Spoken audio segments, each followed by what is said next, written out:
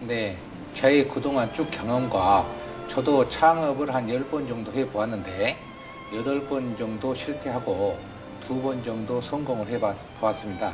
창업이라고 하는 것은 한 번의 성공이 이제 모든 것을 다 커버하고도 남는 장사가 창업인데 철저히 준비되지 않은 창업은 실패를 할 수밖에 없다는 것을 저는 강조하고 싶었습니다.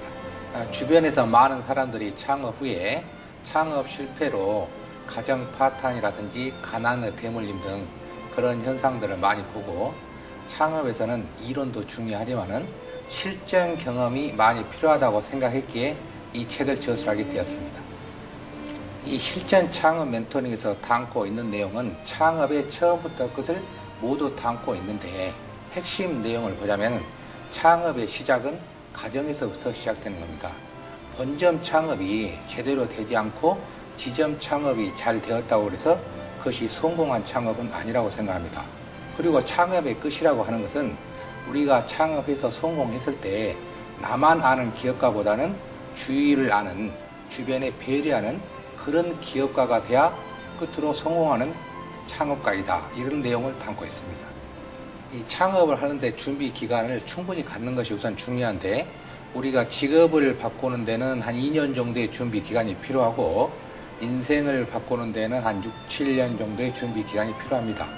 요즘에 창업은 다른 가게에는 없는 것, 우리 가게에만 있는 것, 즉 자체 상품을 가지고 창업을 해야만이 성공할 수 있습니다. 처음에는 이제 어디 자기가 하고자 하는 업종을 선택하는 것이 아주 중요합니다. 창업에서는 이제 업종 선택이 한 50% 정도 차지하고 그 다음에 한 30% 정도가 입지 분석, 20% 정도가 경영자의 경영 능력인데 이런 것을 단기간에 준비하기에는 어려운 것이죠.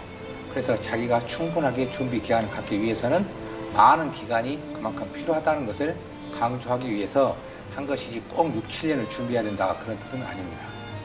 대부분 직장 생활을 훌륭하게 했던 분들이 창업한 후에 실패해서 나락으로 떨어지는 경우들이 많은데 대개 기술자들이 그런 경우들이 많습니다.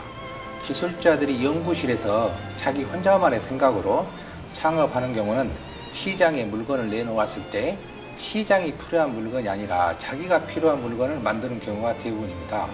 그래서 그런 것보다는 항상 어떤 아이템을 연구하기 전에는 시장 조사를 철저히 한 후에 그것을 가지고 실험실에서 연구하여 창업하는 그런 절차가 중요하다고 생각합니다. 창업이라고 하는 것은 세상에 없는 것을 가지고 창업을 하는 것이 아닙니다. 틈새 시장이라고 하는 것은 창조하는 것이 아니라 발견하는 것인데 예를 들어서 우리가 종이컵을 하루 종일 사용하고 있습니다. 그러면은 종이컵 두께를 가지고도 우리가 틈새 시장을 발견할 수가 있는 것입니다. 어떤 사람은 하루 종일 종이컵 하나를 사용할 것이고 어떤 사람은 한 번 쓰고 버릴 것입니다. 그러면 우리가 이 종이컵 두께를 가지고도 얼마든지 틈새 시장을 발견할 수 있는 것입니다. 틈새 시장이라고 하는 것은 우리 일상생활을 통하여서 발견하는 것이 가장 안전하고 현명한 것입니다. 이러한 틈새 시장을 발견해서 창업하는 그런 사람들이 안정적인 창업을 보통 하고 있습니다. 이러한 틈새 시장을 노려서 창업을 준비하시는 많은 여러분들도 반드시 성공하시기를 바랍니다. 그동안 제 마음은 무덤에 묻힌 사람처럼 매우 답답했습니다. 이제는 무덤에서 나와 이 책으로 창업자들에게 하나의 작은 등불이 되고 싶습니다.